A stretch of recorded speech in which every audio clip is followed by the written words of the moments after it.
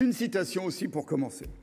Nous jugeons que la proposition de loi Trace, en l'état, n'offre pas toutes les garanties nécessaires à la préservation des terres agricoles.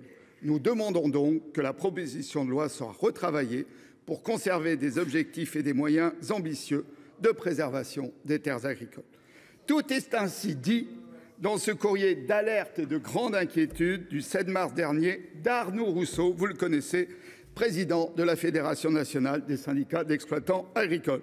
J'aurais pu aussi vous citer Maxime Buizard, référent foncier chez Jeunes Agriculteurs, les JA, qui déclarait il y a quelques jours, c'est beaucoup plus radical, aux médias Contexte, « Nous allons nous battre pour que la proposition de loi Trace n'aille pas au bout de son parcours. » Mais vraiment, à quoi ça sert que Laurent Duplomb, vous lui transmettrez, se décarcasse à montrer que la droite sénatoriale est la grande amie du monde agricole si seulement quelques jours après, vous piétinez allègrement vos propres éléments de langage sur la souveraineté alimentaire et vous nous présentez une proposition de loi qui est une attaque frontale contre le monde agricole et ses syndicats.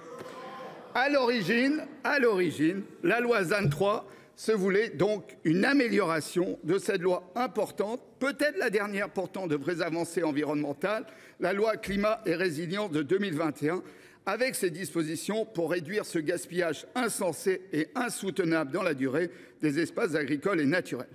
La loi ZAN 2 s'était déjà attelée à cette question alors réelle, des difficultés d'application de l'objectif de réduction de 50% à 10 ans de nos consommations foncières. Par la création des PNE pour comptabiliser les projets de l'État, l'hectare de la garantie rurale, le Sénat avait apporté ses propres réponses à la plupart des difficultés.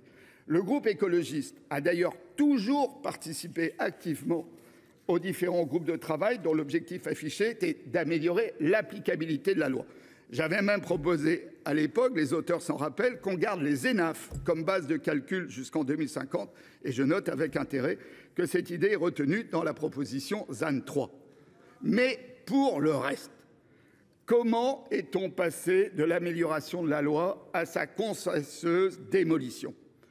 C'est une vraie question et la temporalité de ZAN 3 est assez étonnante.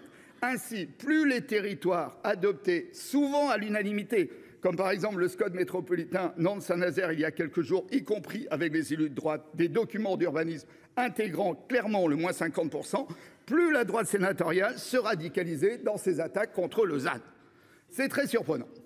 J'ai une hypothèse, je vous la livre.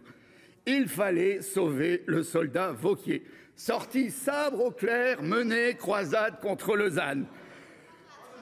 Va-t-on guère tout fier de clamer devant les élus de la République à l'Alpe d'Huez j'y étais qu'ils ne respecteraient surtout pas la loi et qui finalement s'est quand même retrouvé un peu seul puisque ses camarades les plus proches politiquement, les Bertrand, les Morin, ont préféré sagement et sans grande difficulté écrire leur stradette en intégrant le moins 50%. Donc pour ne pas laisser ce pauvre Vauquier seul face à ces surenchères populistes, il fallait que cet hémicycle lui-même redonne une légitimité en soutenant la position. Peu importe que tous les réseaux ou presque de collectivités auditionnées, Région de France, Intercommunalité de France, la Fédération des SCOT qui étaient au vitriol et soulignaient leur désaccord sur la remise en cause de la loi, le coup était parti, il fallait appuyer sur la gâchette, quitte à se prendre une balle dans le pied. Le gouvernement et les co-rapporteurs de la mission dédiée de l'Assemblée nationale ont déjà dit leur hostilité à la remise en cause du moins 50%. C'est heureux, il reste quand même à le confirmer. Nous espérons, monsieur le ministre, une position tout aussi claire contre les attaques, au final peut-être plus graves dans la durée, contre les lois de décentralisation que la gauche a portées, qui ont fait des régions, des collectivités de plein exercice avec des capacités réelles de planification. Réduire la prescriptivité du SRADET, ouvrir sur de possibles avis conformes de conférences régionales de gouvernance sont des affaiblissements extrêmement préoccupants de la compétence de planification des régions, pourtant si nécessaire. Au final, résumons donc cette loi de remise en cause de la lutte contre l'artificialisation. C'est la non prise en compte de l'importance de la préservation des terres agricoles pour la souveraineté alimentaire. C'est le refus de l'urgence de l'adaptation au changement climatique alors que les espaces naturels et agricoles sont au cœur de la lutte, par exemple, contre les inondations. C'est un cadeau aux territoires en développement, notamment les métropoles, qui vont pouvoir continuer à s'étaler, contre les territoires en difficulté dont vous vous faites pourtant volontiers les porte-parole. C'est enfin une remise en cause de la région comme acteur de la planification. La liste n'est pas exhaustive, mais face à un tel bilan, l'opposition au texte me semble aller de soi.